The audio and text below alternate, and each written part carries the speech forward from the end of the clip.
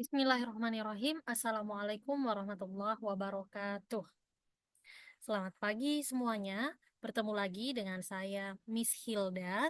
Kita akan melanjutkan materi yang sebelumnya tentang to be dan to do ke materi hari ini yaitu pronouns. Pronouns atau kata ganti. Nah, pronouns atau kata ganti ini banyak sekali ditemukan pada teks-teks berbahasa Inggris ataupun ketika seorang bercakap-cakap atau berbincang menggunakan bahasa Inggris, pasti kalian mendengarkan yang disebut dengan pronouns atau kata ganti. Nah, pada teks seperti ini atau short story yang saya munculkan, ada banyak sekali jenis pronoun di sini. Yuk kita cek ada apa saja pronoun yang terdapat pada short story seperti ini.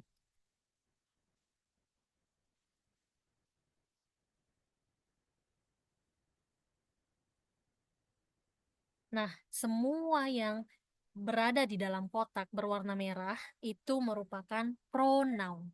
Bahkan kemungkinan ada banyak lagi pronoun yang luput dari pandangan saya. Tapi normally pada saat kalian membaca wacana berbahasa Inggris, pasti kalian bertemu dengan pronouns.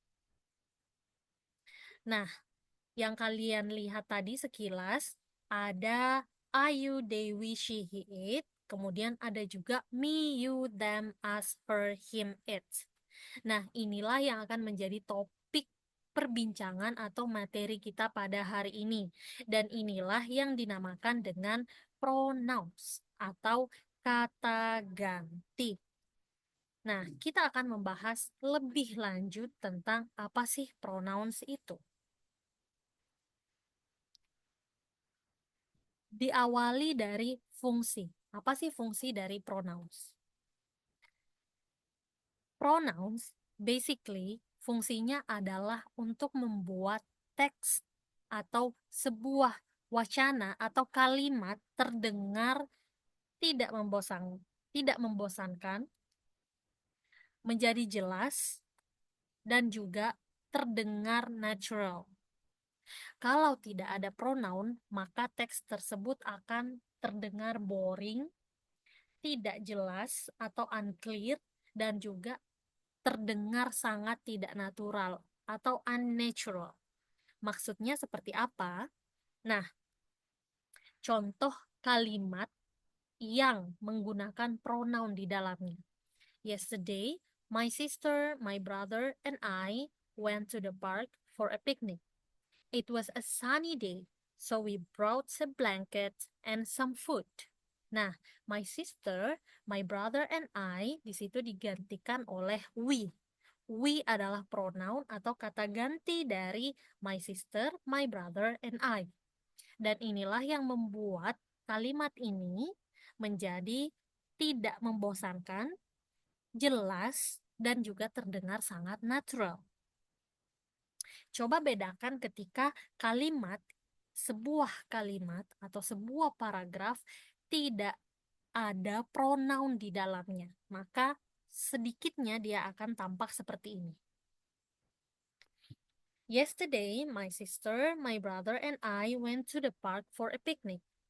It was a sunny day, so seharusnya di sini adalah we brought a blanket and some food. Tapi karena tidak ada pronoun, maka diulang lagi. My sister, my brother, and I. Selanjutnya diulang lagi. At the park, seharusnya we saw some birds. Tapi karena tidak ada pronoun, maka diulang lagi. My sister, my brother, and I. My sister, my brother, and I. My sister, my brother, and I. Nah, dari situ kita bisa melihat ya bahwa ketika tidak ada pronoun maka kalimat itu menjadi sangat membosankan, sangat tidak natural dan juga terkadang terlalu membuat mumet ya karena terlalu banyak kata-kata yang seharusnya bisa disingkat atau bisa diganti supaya lebih bervariasi.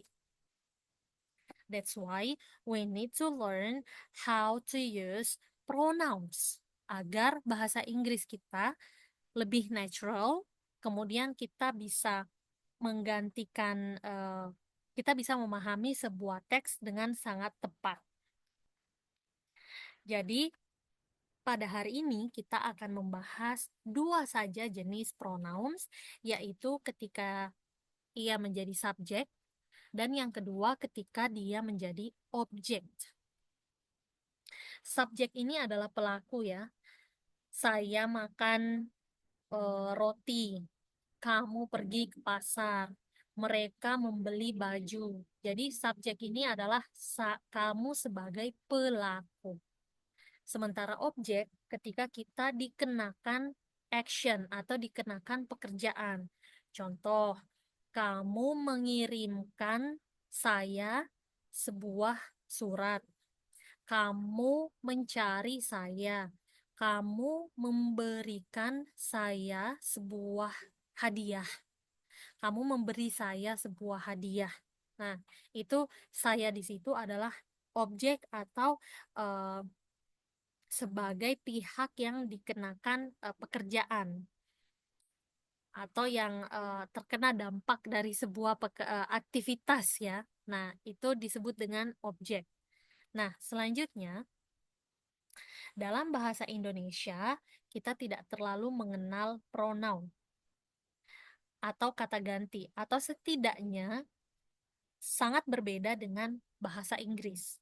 Nah, di sini kita bisa perhatikan ya, kalau dalam bahasa Indonesia, saya suka kamu, kamu suka saya.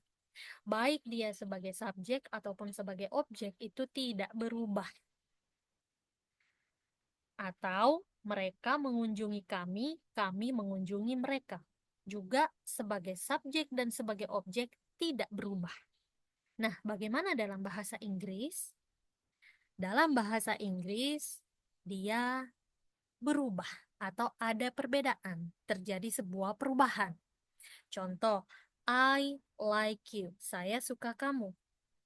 Tapi ketika kamu suka saya, tidak lagi menjadi you like I, tapi dia berubah menjadi you like me. Karena saya di sini bukan lagi pelaku tapi objek. Nah, ini ya, you like me. Itu sangat berbeda. Berbeda dengan bahasa Indonesia ya. Di sini saya, di sini saya, di sini kamu, di sini kamu. Tidak ada perubahan. Nah, ini juga berbeda. Kalimat yang kedua. They visit us. We visit them. Jadi, us ini adalah kami. Tapi dia bukan we, bukan they visit we, karena kami di sini adalah objek. Sementara we di sini adalah subjek. We visit them. Begitupun dengan they. They mereka ketika menjadi subjek dia adalah they. Tapi ketika mereka menjadi objek maka berubah menjadi them. Us atau kami adalah ketika dia bermakna sebagai objek. Tapi ketika kami sebagai pelaku bukan lagi us, melainkan kita menggunakan we. Jadi they visit us, we visit them. Sangat berbeda dengan bahasa Indonesia. Olehnya itu kita harus mempelajari hal-hal kecil seperti ini dan membiasakan perbedaan antara subjek dan objek ketika kita sedang belajar bahasa Inggris. Nah, di sini ada, saya ulang kembali ya, untuk mengingatkan teman-teman bahwa subjek dengan objek itu berbeda. I ketika dia menjadi objek berubah menjadi me, you ketika dia berubah menjadi objek di sini tetap sama ya. They berubah menjadi them, we berubah menjadi us, she berubah menjadi her, he berubah menjadi him, dan it berubah menjadi it. Oke, kita beralih ke contoh soal. Nah, saya memberimu bunga. How to say it in English? Blah blah blah, give bla bla bla a flower. Saya, karena di sini dia adalah subjek, maka kita menggunakan I. I give. Saya memberimu. Kamu di sini adalah objek. Nah, karena dia adalah objek, maka kita menggunakan yang ini. I give you a flower. Oke, next. Kamu memberiku bunga. Nah, bla bla bla give a flower. Kamu. Di sini kamu adalah subjek, maka kita menggunakan you. Kamu memberiku. Aku di sini adalah objek karena saya yang diberikan bunga. Maka kita menggunakan me. You give me a flower. Karena saya di situ adalah objek. Nah, selanjutnya mereka memberi kami bunga. Mereka kita cari ketika menjadi subjek maka dia adalah they. Betul, jawabannya they memberi kami. Kami dalam status sebagai objek, maka dia adalah us. They give us flowers. Yes, seperti itu cara menjawab atau cara menggunakan pronouns sebagai subjek dan objek. Next, masih tentang subjek dan objek. Di sini ada another test. Kamu membantunya, dalam hal ini Ria atau seorang perempuan memperbaiki mobil. Nah, kamu di sini dia adalah subjek, maka kita menggunakan you. Benar sekali. You help.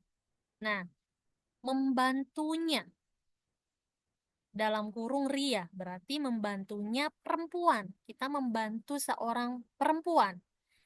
Perempuan di sini dia adalah objek, maka kita menggunakan her. You help her fix the car. You help her fix the car. Oke, good. Next, dia dalam kurung Tommy, jadi dia di sini adalah laki-laki, membantu kami memperbaiki mobil. Dia dalam kurung laki-laki sebagai subjek, maka kita menggunakan ini. He. He helps kami. Kami di sini adalah objek, maka kita menggunakan ini. He helps us fix the car. Very good. He helps us fix the car. Nah, selanjutnya di sini ada kami membantu mereka memperbaiki mobil. Kami sebagai subjek, maka kita menggunakan we. We help. Nah, di sini jawabannya apa ya? Mereka ketika statusnya sebagai objek, maka kita menggunakan them. Very good. We help them fix the car. That's the correct answer. Seperti itu cara kita menjawab soal seperti ini ya, ketika fill in the blank. Nah, di sini another test. Apakah kamu tahu di mana saya bisa menemui mereka? Do, bla bla bla. Know, where, bla bla bla, can meet, bla bla bla. Apakah kamu tahu bagaimana menjawab soal ini? Oke, soal yang kedua. Saya melihat mereka di konser. Bla bla bla. So, bla bla bla at the concert. Nah, ini adalah soal yang kedua. Soal yang terakhir, apakah kamu menceritakan kepadanya yang sebenarnya? Did bla bla bla tell bla bla bla the truth? Nah, teman-teman sekalian, silahkan ini dijadikan latihan untuk kalian cari jawabannya. Kira-kira jawaban yang paling tepat adalah apa. Nah, sampai di sini dulu pertemuan kita pada hari ini. See you on the next meeting. Wassalamualaikum warahmatullahi wabarakatuh.